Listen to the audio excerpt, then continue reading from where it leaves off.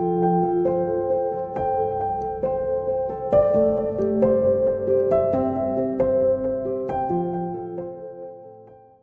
been important to me to be involved with the suicide prevention intervention group because I think it's really important that we work collaboratively across our different organisations to come together with a shared vision to work on the same sort of goals and outcomes to reduce the risk of suicide in our community. Our key role at the Gold Coast Primary Health Network is to better understand regional needs and individual needs of people in our community, particularly related to those at risk of suicide and those bereaved by suicide. So the Suicide Prevention Implementation Group gives us a really lovely vehicle in order to better understand and explore not only the needs of the community but also where we have opportunities to make a difference. So I've got a brother who's experienced some suicidal ideation, and through caring for him this was an important role for me, and I've also grown up in this community, so being a part of the Gold Coast I really wanted to make a difference and help out in this joint regional plan that we're doing here. Through our community action plan on suicide prevention, we are really aiming for zero suicide in our region. Being involved in the SPIG is important to me because it gives us a platform in which we can come together with our community partners and our primary health network in order to deliver crisis reform services to the Gold Coast. Previously, this hasn't been an option for us, and now we are truly seeing some differences being made across our community that meet our need.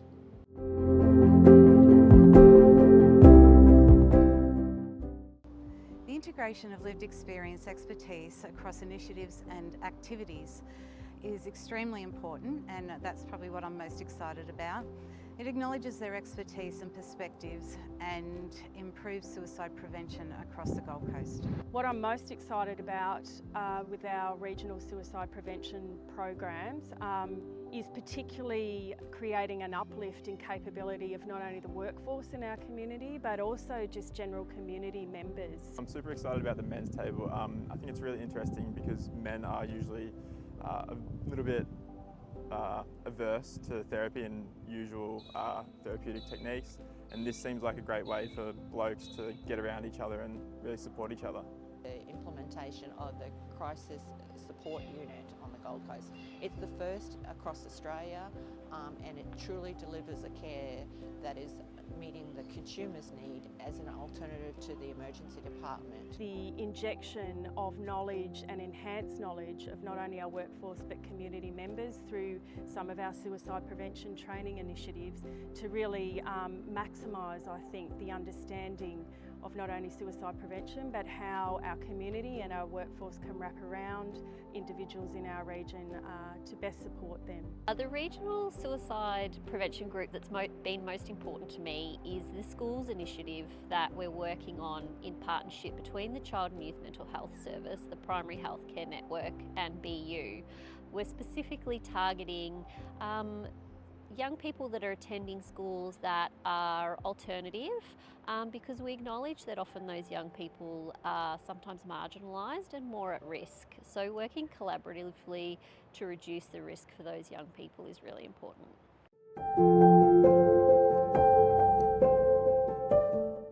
So the highlight for me is I recently got to go to Adelaide to attend the National Suicide Prevention Conference, got to go to a bunch of workshops and learn a lot.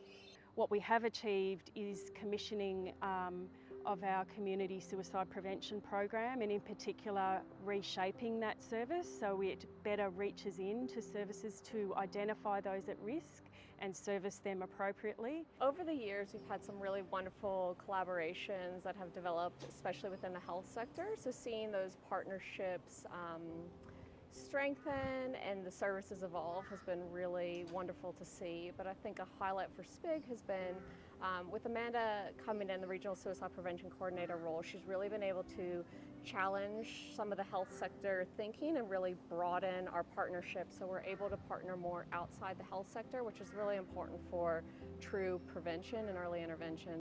To secure a new out-of-hospital referral pathway in the Way Back support service So that for us really gives us a significant opportunity in our region to expand and enhance suicide prevention services moving forward. The highlight for me has been working alongside the PHN and BU, putting a focus on schools and establishing the schools initiative to be able to have a better understanding of the lived experience of suicide in schools and the different initiatives and what we can do as a collaborative group to try and increase the mental health and wellbeing of young people in schools. One of the most rewarding highlights for me has been witnessing the tangible impact that our collective efforts has had on the Gold Coast community. Being part of the collaboration and working with multiple organisations has allowed me to witness firsthand the transformational power of collective action in practice.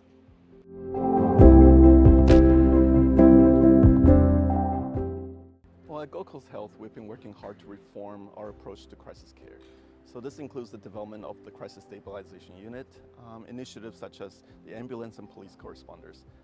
However, there are still many people on the Gold Coast who would benefit from more community-based level of mental support. So it is through working together with our SPIG community partners and services like Head to Health, Safe Space, that we can provide even greater support for the people of Gold Coast. I think that the SPIG activities allows us to address the touch points for consumers that are in crisis or have suicidal ideation. And it's not just the touch points within a healthcare system, but also within our community. So it has allowed us to put in initiatives such as the Head to Health phone line. The SPIG has been instrumental in developing and implementing comprehensive suicide prevention initiatives tailored to the specific needs and challenges of the Gold Coast community.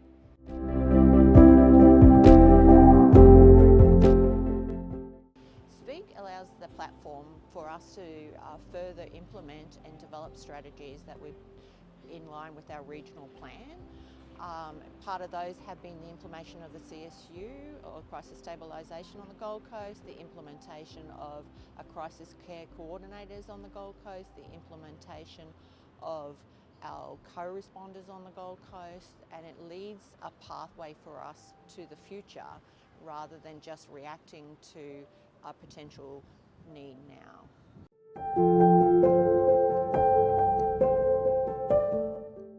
Excited about an initiative we have coming up with Animal Welfare League. We know that vets and people that kind of interact with Animal Welfare League services and their staff might be at higher risk for crisis and suicide, and so the partnership we'll be able to do there is really allowing us to reach into a non-health sphere and do something different that we haven't done before. So yeah, we have wonderful partnerships and innovation happening in the health sphere, and I think the SPIG's allowing us to kind of broaden our thinking and our partnerships. That we've identified cohorts in our region, particularly veterinarians and veterinarian workforce, who are at significant risk of suicide, but also that workforce does interface with a huge amount of our community members at times when they really need a level of support around the health or welfare of their animals.